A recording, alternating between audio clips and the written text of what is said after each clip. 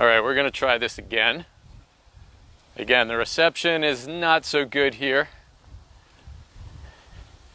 This is along the river campground in New Hampshire. Here's another one of the king devils growing up. This one's much taller, so it's growing in a sheltered area. It can get taller. I always thought that they looked like fireworks going off because you have that long stem and then the bright color at the top. So we're going to go down to the river.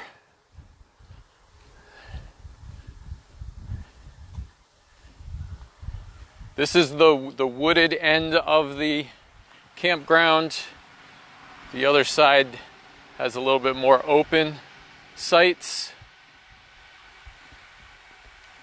Let's see if I can find a good balsam tree. There's some really cool things about balsams that I like, but I need a big one. These are smaller.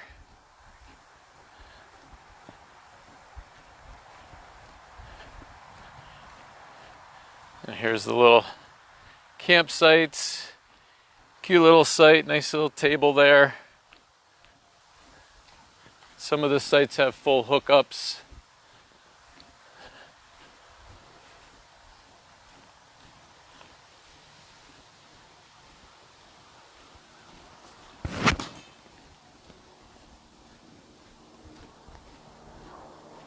All right, we're going to visit this site over here. This was not occupied, and we can go down and take a look at the river. The beautiful river, we're right on it. It's full of runoff. So that field is not part of the campground, but you can see there are some king devils coming up over there, or hawkweed, those bright orange flowers in there as well. I'm kind of jealous. We only get the yellow flowers really in my yard, so I like the orange ones and the red. I did see one red one here in the campground. If I pass it, I'll make sure to show you. But this is the river, so this could be a campsite. It's a beautiful river. I plan on doing a walk down the river this afternoon. I'll just walk down it.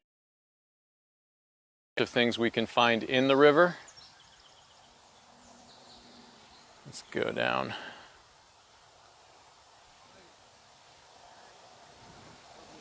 How cool is that?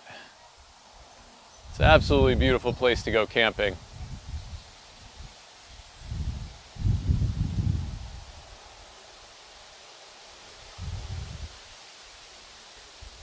There we go. Now, I don't know if you guys can see it showing up here. I'll just flip it back this way. When the wind hits the river, it just sends a wave of ripples across the river. It's really cool to see that. So we are about an hour away from North Conway, probably an hour away from Franconia Notch. And then Littleton, probably 45 minutes away from Littleton. So it's a great spot. We went down to North Conway yesterday. I got some cool stuff at the LL Bean outlet down there. And then we're going to be going down to the Notch today. There's actually a couple of notches with some nice hiking trails off of them that we're going to do today. I don't think I'm going to have much reception, but we'll try and do a short program from there. And then tomorrow we'll probably head out into Littleton direction, see what we can find in that direction. But all right, let's head back up. Now, I don't know that I've done an entire program on cherry trees. This is another common tree. We do have these in Connecticut. And cherry trees, they don't live very long. They get lots of blights, and they get something called a black fungus on them. They get these big knots. The black fungus is kind of like a cancer on the tree, and it will kill branches off of it. So they don't last very long, but they're a great tree to have. They have small cherries, not what you expect when you think of a cherry from a grocery store. But this is a nice tree to have around for the birds. I like to eat them as well. Let's take a look. This one here is on its way out. You can see it's only got green on the top. The bottom branches are already dead. It's got the big knot growing off of it. A couple of places it's got those knots coming off of it.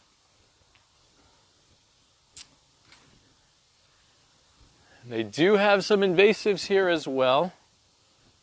A little bit of Asian honeysuckle here. Ooh, there's some raspberries. So here we've got some berries. That's not a raspberry though. I'm not sure what berry that is. I'll have to come back and check. Here we go. That's a, see, you can see it's got, instead of the round stem, it's got almost a squared off stem. Flat parts on the stem. Lots of flowers in bloom or coming into bloom. And you can see the beginnings of the berries right here. It's pretty cool. There's going to be a lot of fruit on that one. Now this is one of the largest cherry trees I have ever seen. They usually do not live this long and get this large. So that is a very big cherry. The wild cherries actually taste a little bitter. Not a really sweet cherry that you would get from a store.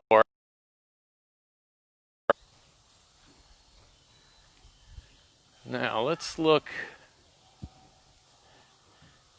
So I wanted to show you a larger balsam tree, and balsam trees get these, I'm surprised there's not more of them on here, these little pockets of sap, okay? And when you break them open, let me grab a twig here. Let's see if I can puncture this one. There we go, that just squirted out. It's got all that sap and it smells delicious. I love the smell of balsam sap, okay? But these little blisters that grow on the trees, this was a really big one. Usually they're not here as well. So really beautiful smelling tree. These make great Christmas trees, wreaths, and the needles will actually keep that smell for a very long time. After the balsam, you can hang it up. I used to hang them on the front door of the nature center, and then after Christmas I would hang it in the basement for the entire year. You would get that great smell. So really, they did some electrical upgrades over here. You can see it's all dug up. But I'm going to walk along this tree line. You're going to find that invasive honeysuckle. I'm looking for something else though.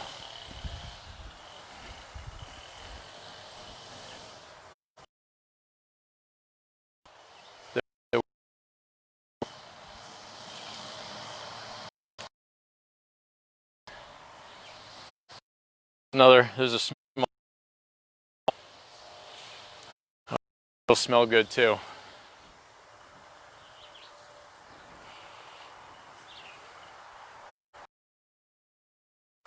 All right. Look here.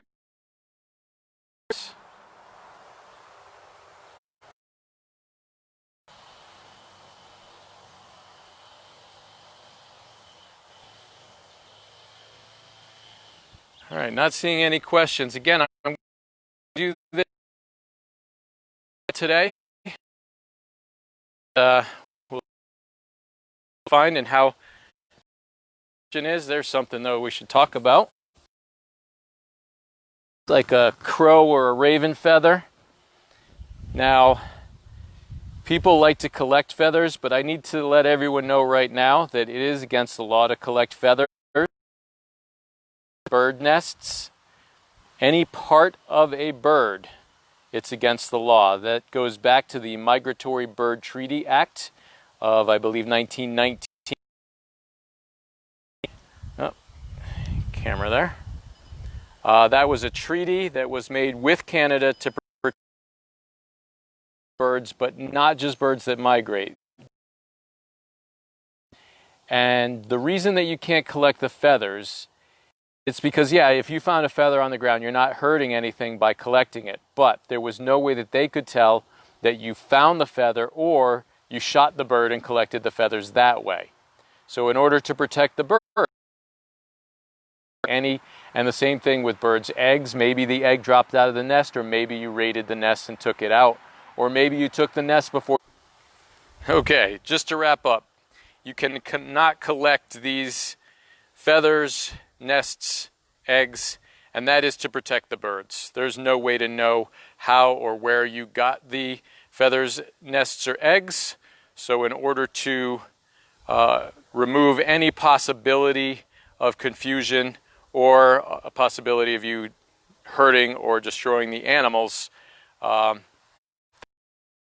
was written. All right, I'm going to sign off for now, and look for me this afternoon. Hopefully we'll get reception out on the. If I can, I will send it. If not, I'll do a little video, maybe put it on Instagram, although my last Instagram post took about 8 hours before it went up. But look on Ranger Russ, and I'll put some things up there. And if we're not able to do that, I'll wait till I get back to Connecticut, and we'll put it up on YouTube. All right, I'm going to sign off, and I'll see you all soon.